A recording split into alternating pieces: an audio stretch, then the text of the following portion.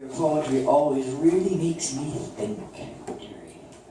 I really think. But there's always a wolf in it, every time. That's right, Terry the Wolf Beckett. Yeah, but he's always alive. Well, I was kind of wondering when I heard about the axe handle. The axe handle is needed. Well, that's just caution in the territory, you know. Yeah, that's always good. And now, the moment that has been exciting me from the moment he walked in. I just almost could not keep my composure. That shock of white silver hair, just like Don Rondo's white silver sands. He sits there, a man of letters, the wonderful, the gregarious man of letters, the erudite. Andrew Parkin, please come to the stage. I just can't stand not hearing from you anymore.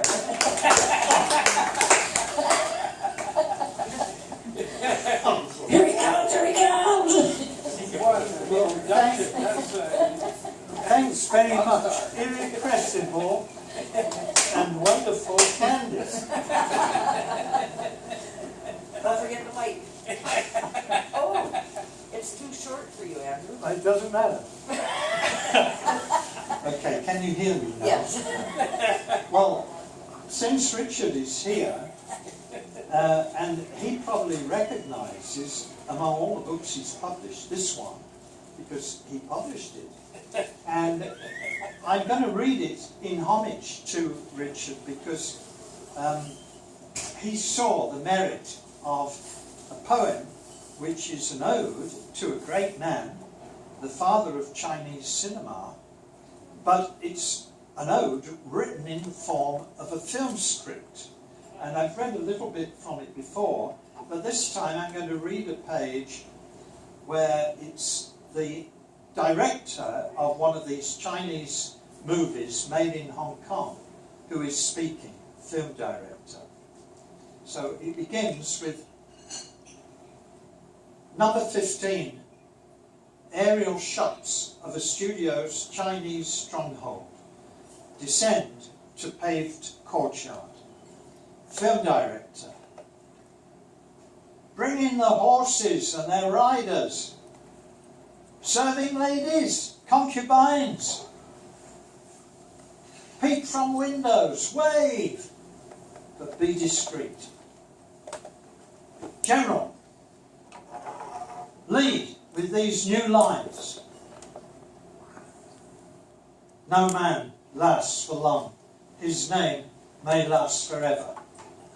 Actions and spirit, they determine fame or oblivion. My crew, all in blue jeans, about set for the general, his guard, and outriders. Rapid eye movements of the camera follow an impertinent gaze as a human face, on which the actor writes a history of psychological action in a few seconds. Then I need a panoramic spectacle and calculated rapidity of change for all this cut and thrust. A film fills miles of celluloid. While our rushes speed through an era.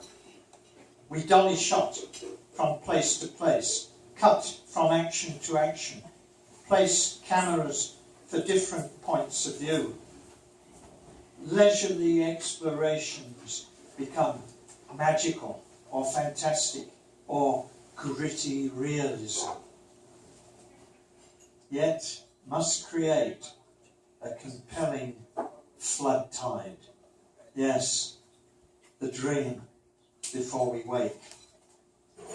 I do a jigsaw of expressions on the human face.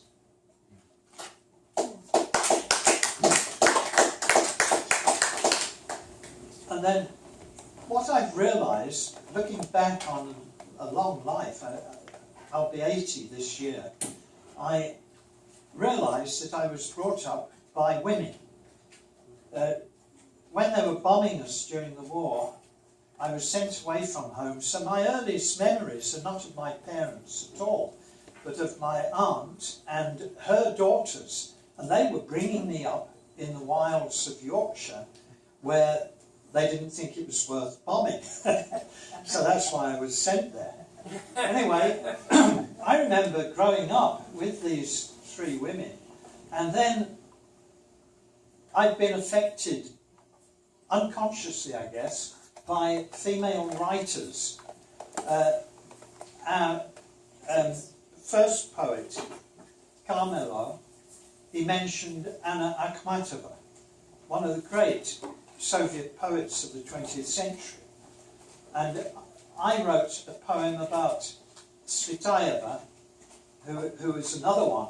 She went back, she was in Paris, she went back to the Soviet Union. She was so distressed by what she saw that she hanged herself. Then these female voices come to me, and sometimes I want them. I have a poem which says, speak to me, and it's about Svetaeva, speak to me from Paris boulevards. Svetaeva, one of the great 20th century poets. Anyway, I've written a poem here called Female Voices. It was in my first book.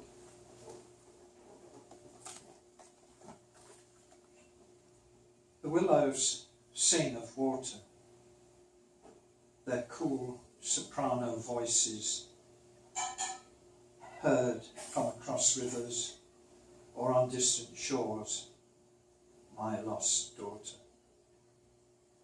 The high and lower notes of female voice and tongue colour the flowers' throats in whispering hours when small birds sing. And where the fire's blister shrouds the maimed and blind, the low murmurs of nurses soften bitter curses, my lost sister. Beyond the mind of a brother already dead, I seek girl voices of earth, spirit's next birth, soul's empty beak. Let lost daughter and sister sing from distant shore, cataract fling to earth and roar. Let willows sing the more.